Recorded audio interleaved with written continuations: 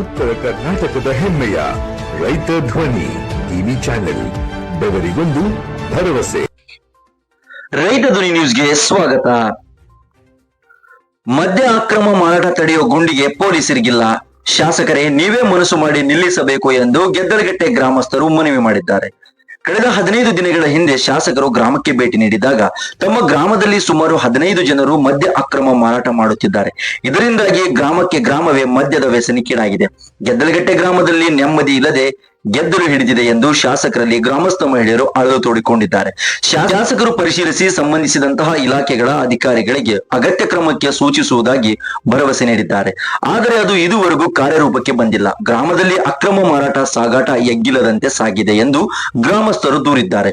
ಶಾಸಕರ ತವರೂರಿಂದ ಕಿಲೋಮೀಟರ್ ಅಂತರದಲ್ಲಿರುವ ತಮ್ಮ ಅಳಲನ್ನು ಅವರು ಗಂಭೀರವಾಗಿ ಪರಿಗಣಿಸದೆ ನಿರ್ಲಕ್ಷ್ಯ ತೋರಿದ್ದಾರೆ ಎಂದು ಗ್ರಾಮಸ್ಥರು ತೀವ್ರ ಬೇಸರ ವ್ಯಕ್ತಪಡಿಸುತ್ತಿದ್ದಾರೆ. ಅವರು ಸಂಬಂಧಿಸಿದಂತೆ ಹೇಳಿಕೆ ನೀಡಿದ್ದು ಈ ಮೂಲಕ ಸಂಬಂಧಿಸಿದ ಇಲಾಖೆಗಳ ಅಧಿಕಾರಿಗಳಲ್ಲಿ ಮನವಿ ಮಾಡಿದ್ದಾರೆ.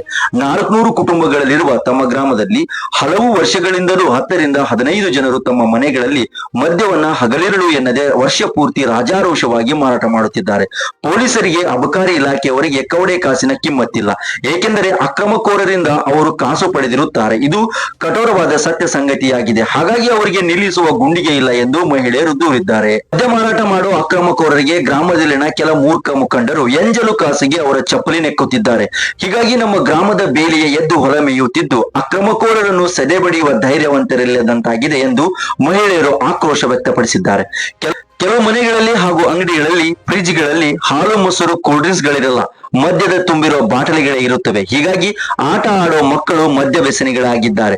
ಗ್ರಾಮದಲ್ಲಿನ ಬಹುತೇಕ ಯುವಕರು, ಚಿಗುರು ಮೀಸೆಯ ತುಂಟರು ಕೂಡ ಮದ್ಯದ ವ್ಯಸನಕ್ಕೆ ಶರಣಾಗಿದ್ದು ಈ ಗ್ರಾಮವೇ ನಶೆದಲ್ಲಿ ತೇಲುವಂತಾಗಿದೆ ಎಂದು ಮಹಿಳೆಯರು ತಮ್ಮ ಅಳಲನ್ನು ತೋಡಿಕೊಂಡಿದ್ದಾರೆ. ಕೂಡ್ಲಿಗಿ ಪಟ್ಟಣದ ಸಿಐಟಿಯು ಕಚೇರಿಗೆ ಆಗಮಿಸಿದ್ದ ಕಾರ್ಮಿಕ ಮುಖಂಡ ಗುನ್ನಳ್ಳಿ ರಾಘವೇಂದ್ರ ಅವರ ನೇತೃತ್ವದಲ್ಲಿ ಅಕ್ರಮ ಮದ್ಯ ಮಾರಾಟ ಸಾಗಾಟ ನಿಲ್ಲಿಸುವಂತೆ ಕ್ರಮಕ್ಕೆ ಒತ್ತಾಯಿಸಿ ಕೂಡ್ಲಿಗಿ ಡಿವೈಎಸ್ಪಿ ಮಲ್ಲೇಶ್ ದೊಡ್ಡಮನೆ ಅವರಿಗೆ ಹಾಗೂ ಕೂಡ್ಲಿಗಿ ತಹಶೀಲ್ದಾರಾದ ವಿಕೆ ನೇತ್ರಾವತಿ ಅವರಿಗೆ ಮತ್ತು ಕೂಡ್ಲಿಗಿ ಅಬಕಾರಿ ಇಲಾಖೆಯ ಅಧಿಕಾರಿಗೆ ತಮ್ಮ ಹಕ್ಕೊತ್ತಾಯ ಪತ್ರ ನೀಡಿದ್ದಾರೆ. ಕ್ರಮ ಜರುಗಿಸದೆ ನಿರ್ಲಕ್ಷ್ಯ ತೋರಿದಲ್ಲಿ ಅತಿ ಶೀಘ್ರದಲ್ಲಿಯೇ ಧರಣಿ ಸತ್ಯಾಗ್ರಹ ನಡೆಸಲಾಗುವುದೆಂದು ಹೋರಾಟಗಾರರು ಎಚ್ಚರಿಸಿದ್ದಾರೆ. ಮರಿದೇನು ತಂದೆ ತಾಯಿನ ಯಾರು ನೋಡ್ಬೇಕು, ಮಕ್ಕಳು ಎಲ್ಲ ಬಡ್ದು ಊರಾಗ ಆಗ್ತಾವ. ಎಮ್ಎಲ್ಎ ಹೇಳಿರಮ್ಮ, ಎಮ್ಎಲ್ಎ ಹೇಳಿ ಎಲ್ಲ ಮುಗ್ದೋತು. ಎಮ್ಎಲ್ಎ ಆತು, ಡಿಸಿ ಆತು, ಹೆಚ್ಚಿದ ಪೊಲೀಸರು ಆತು. ಪೊಲೀಸರು ಏನ್ ಹೇಳ್ತಾರಮ್ಮ? ಏನ್ ಹೇಳ್ತಾರ, ಅವನು ಹಿಡ್ಕೊಂಡ್ ಹೋದ ರೊಕ್ಕ ಸುರಿತಾನ, ಅವ್ರು ಜೋಬ್ಲಿ ಕಿತ್ಕೊಂತಾರೆ, ಇವ್ರು ಹೋಗಯ್ಯ ಅಂತಾರೆ, ಬರ್ತಾರ ಮನೆ ಕಡೆ. ಮತ್ತೆ ಏನ್ ಮಾಡಕಂತ ಇದ್ರಿ? ಸರಿ ಬೇಡ ಅಲ್ಲಮ್ಮ, ನೆಕ್ಸ್ಟ್ ನೀವ್ ಮತ್ತೆ ನಿಲ್ಸೋದಿಲ್ಲ. ಅವ್ರು ಹಂಗೆ ಹೆಂಗ್ ಮಾಡಿದ್ರಿ? ಏನ್ ಮಾಡಕಂತ ಇದ್ರಿ? ನಮ್ ನಿಲ್ಲಿಸ್ಬೇಕು, ಸರಿ ಬೇಡ ನಮ್ಮೂರಿಗೆ ಹೋರಾಟ ಮಾಡ್ತೀರಿ? ನಮ್ಮ ಮಗ ಕಾಲ ಕುಂಟ. ಅಲ್ಲ, ಹೋರಾಟ ಮಾಡ್ತೀರಿ? ಹೋರಾಟ ಮಾಡ್ತೀರ. ಕಾಲ ಕುಂಟು ಕೂಡ ಕುಡ್ದು ಮನೆಗೆ ಎತ್ತಿ ಮುಂದೆ ಹಾಕ್ತಾರ. ಕಾಲ ಸಂಬಳ ಬಂದು ನಮ್ಗೆ ದುಡ್ಡ ಕೊಡಲ್ಲ, ಮಕ್ಕಳು ಬಟ್ಟಿಲ್ಲ, ಬ್ರಾಂದಿ ಬ್ರಾಂತಿ ಮಾಡ್ತಾರ. ಅದ್ ಸರ ಅಂತ ಬಿಡಿಸ್ಬೇಕು ನಮ್ಗೆ. ಅಮ್ಮ ಹೇಳಮ್ಮ, ನಿಮ್ಮ ಹೆಸರು? ಯಾವ ಊರಮ್ಮ? ಗೆದ್ದಲಗೆಟ್ಟೆ. ಏನ್ ಸಮಸ್ಯೆ ಆಗಿದೆ ಅಮ್ಮ? ಎಲ್ಲ ಕುಡಿಯೋದು ಮಾಡೋದು ಸರಿಯಾಗಿ ಬಿಡಿಸ್ಬೇಕ. ನಮ್ಮೂರಾಗ ಕುಡ್ತನ್ಲಿದ್ದ ಬಾಳ ಜನ ಹಾಳಾಗಿ ಹೋಗ್ಯಾರ. ಅರೆದ್ ಮಕ್ಕಳೆಲ್ಲ ಕುಡಿಯೋದು ಸಾಯೋದು ಮಾಡ್ಯಾರ. ಅದನ್ನ ಯಾರು ಕಿವಾಗ ಹಾಕ್ಯಂಬಂಗಿಲ್ಲ. ಎಮ್ಎಲ್ಎ ಹತ್ರ ಅದ್ರ ಅಂದ್ರೆ ಅವರು ಏನು ಫರ್ನಸಿ ನೋಡಂಗಿಲ್ಲ ನಮ್ಮೂರಾಗ. ಏನ್ ಹೆಸರು? ಶ್ರೀನಿವಾಸ. ಯಾವ ಊರು? ನರಸಿಂಗೇರಿ. ಏನ್ ಹೇಳ್ತಾರಮ್ಮ ಅವ್ರ ಹತ್ರ ಹೋದ್ರೆ? ಅವ್ರ ಹತ್ರ ನಾವು ಹೋಗಿ ಕೇಳಿದ್ರೆ ಬಿಡಿಸ್ತೀವಿ ಅಂತ ಹೇಳ್ತಾರ.